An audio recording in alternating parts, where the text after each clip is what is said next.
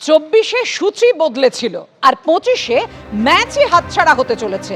যেদিন রামনবমী অর্থাৎ 6 এপ্রিল নিরাপত্তার কারণে কলকাতা থেকে সরছে আইপিএল এর ম্যাচ, কলকাতা নাইট রাইডার্স বনাম লখনৌ সুপার জায়ান্টসের ম্যাচ এবার হতে চলেছে গুয়াহাটিতে।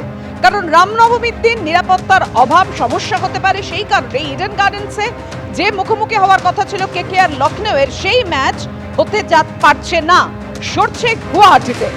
বেশ কিছু রাজনৈতিক ও অরাজনৈতিক অনুষ্ঠান রয়েছে রামনবমীর দিন শহরের নানান জায়গায়, তার জন্য নিরাপত্তার বন্দোবস্ত করতে হচ্ছে কলকাতা পুলিশকে।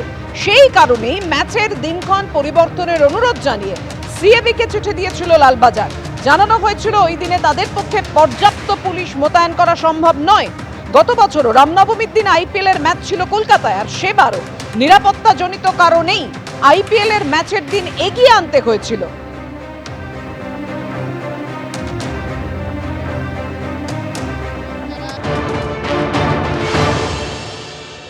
দেখুন, আমরা চাইছি আইপিএল ম্যাচ এবং রামনবমী দুটোই হোক।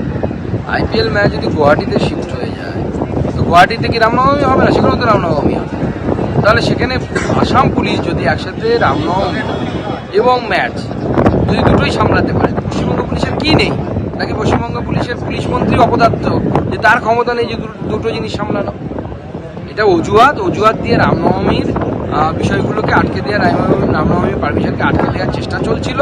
রামনবমীতে ঝামেলা কেন হবে?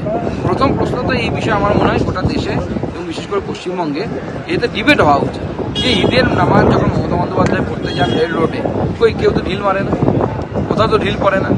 তাহলে পরে আজকে রামনবমীর মিছিলে গতবারও হামলা হয়েছে, কেন বারবার হামলা হয়? প্রথমে তো এর উপরে ডিবেট হওয়া উচিত, তারপরে পুলিশ কি দিতে পারবে না সেটা ভাবা উচিত।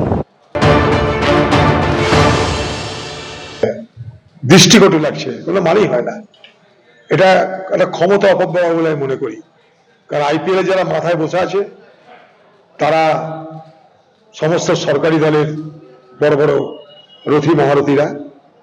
তাই ক্রিকেট প্রেমী কলকাতা এবং বাংলাকে বঞ্চিত করে আসামে রামনবমীর নামে এই আইপিএল ম্যাচ নিয়ে যাওয়াটা চরম অন্যায় বলে আমি মনে করি।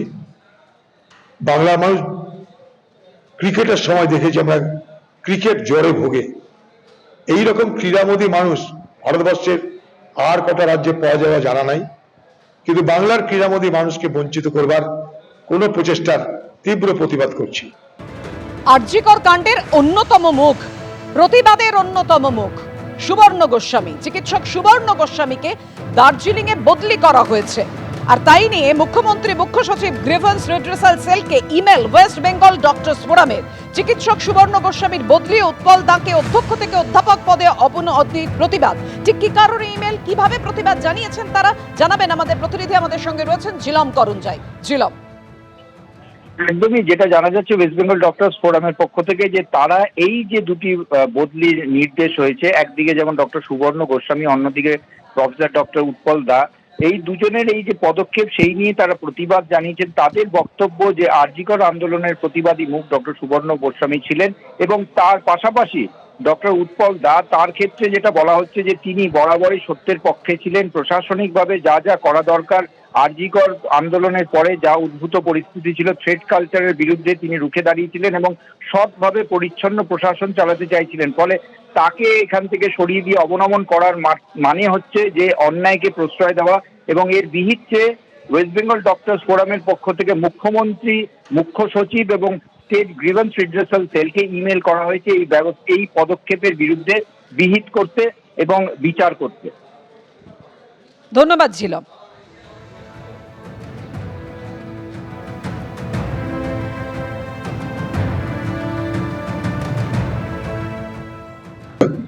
এবং ডাক্তারদেরকে গিনিপিগ বানাবেন না।